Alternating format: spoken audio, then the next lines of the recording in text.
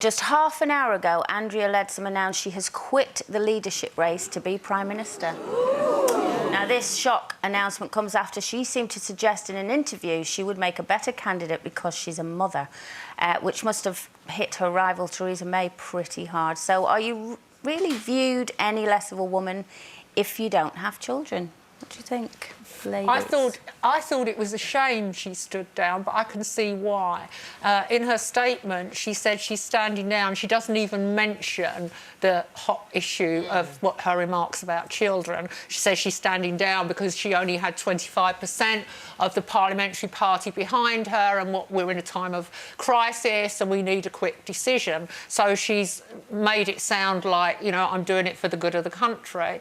But I must say that I listened to the interview that she did, and I thought, yes, she didn't handle it well. But at the back of it all, I couldn't help thinking, would we be asking male politicians the same questions? Like, if you are not a dad, are you the right man to run Britain? You know, if you haven't got kids, do you know? No.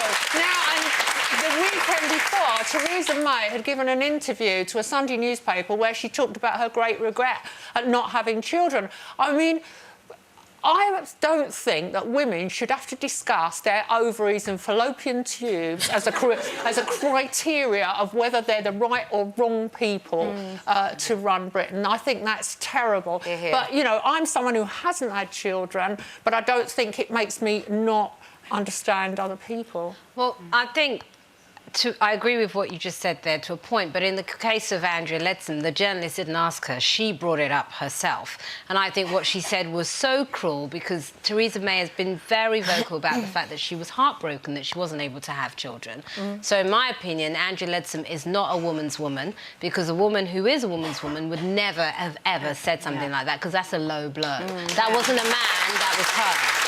And the fact that she then tried to almost pretend she hadn't said it and hadn't said it, and then the embarrassment of hearing that recording where she had, even though she'd said she didn't want it to be used, she still said it. And I just thought it all looked a bit sort of head girl sort of. But I tell you what, we do have a double standard because we've had a Mayor of London, Boris Johnson, with putting it tactfully, a bit of a track record in the bedroom department, and children in and out of his marriage, a very tolerant wife. Nobody ever questioned that. They didn't think, oh, just bonking about make him less suitable to be the Mayor of London. We would say it would. I would say exactly. I mean, why should women have to discuss that? I agree with you. That does rather bother me. And then if we look at women who, you know, look at Maggie Thatcher, for example, a Prime Minister who was a mum. But by her own admission and by the admission of Carol, at least, one of her two children, she was a lousy mum. She and Carol had a very good bond, but Carol was largely brought up by the lady next door, and Maggie would spend every evening, you know, having a scotch with her mates.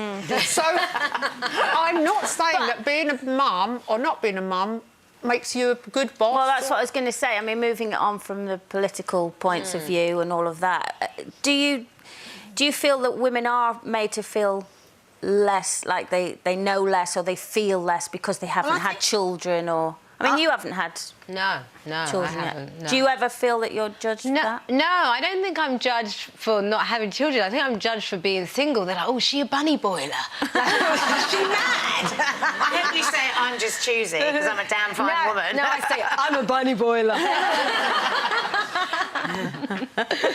But you don't ever think that people... No, not yet. Because I see that sometimes in conversations and people are like... I often wonder, people sort of get that look that they get when somebody's overweight and they say they're happy with being over... Oh, you're happy. Are you sure? Overweight. Oh, you're happy not having any children. Like, do you ever get that feeling from people? No, not yet. But I think it's one of those where I'm at a funny stage where, you know, I hope I do have children, you know. So I think I'm at a stage where maybe that's not as big a thing yet, but I get it much more for, oh, what's wrong with her? Well, you got it, didn't you, before your kids? You got it on this show, actually, years ago. Yeah, bless her. Do you remember when Karen Brady was on it? Oh, yeah. Who I did love, the most unusual woman ever. But she used to... No, I know that sounds unpleasant, but I don't mean it. I mean, She was just so different Yeah, from me. yeah, She was yeah. a real businesswoman. Now you're She was digging yourself out the hole. No, Just she put yourself was. in. We were, you know, as often happens on this show, that you meet people that you wouldn't necessarily be friends with out there in the world, but you just say, oh, you're a businesswoman. So what did Karen say to you? So,